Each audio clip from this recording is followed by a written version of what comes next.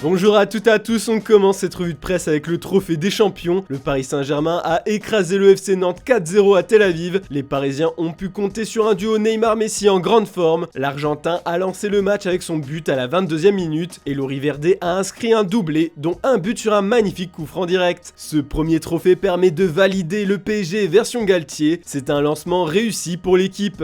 De son côté, le Parisien aussi encense les belles prestations de Neymar et Messi, mais aussi le buteur Sergio Ramos.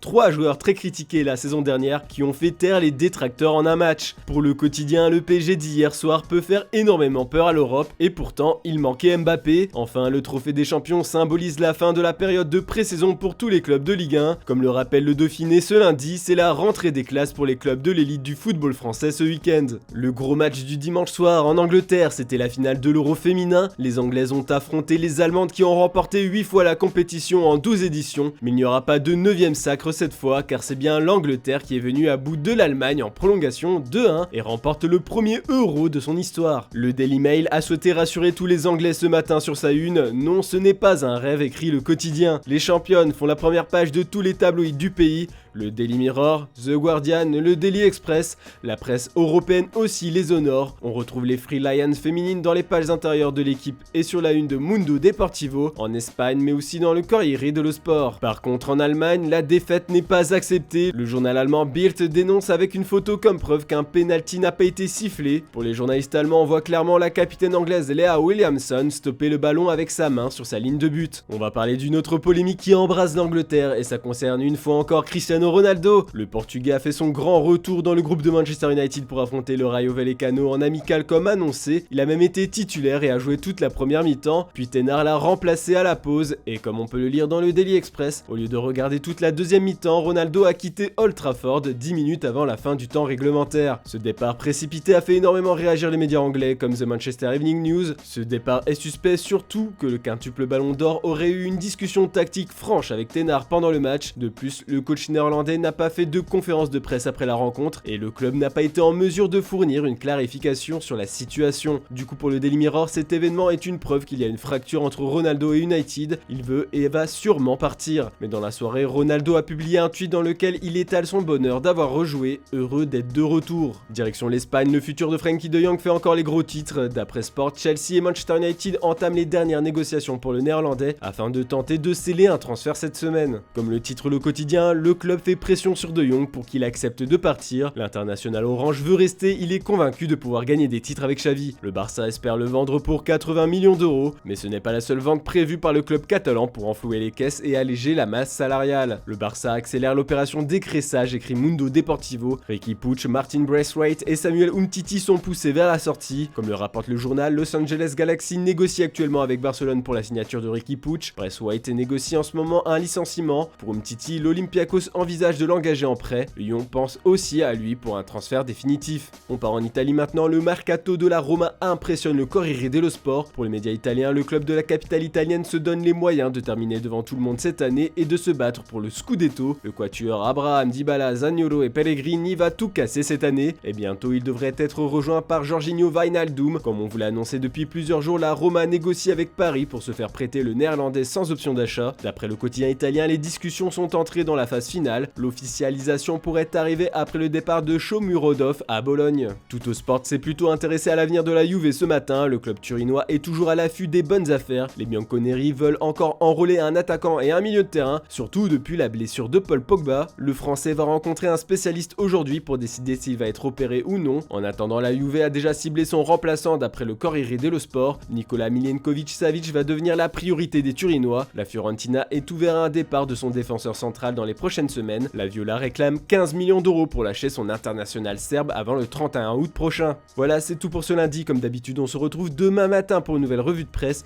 Et n'oubliez pas le JT Foot Mercato en fin de journée. Bon début de semaine à toutes et à tous.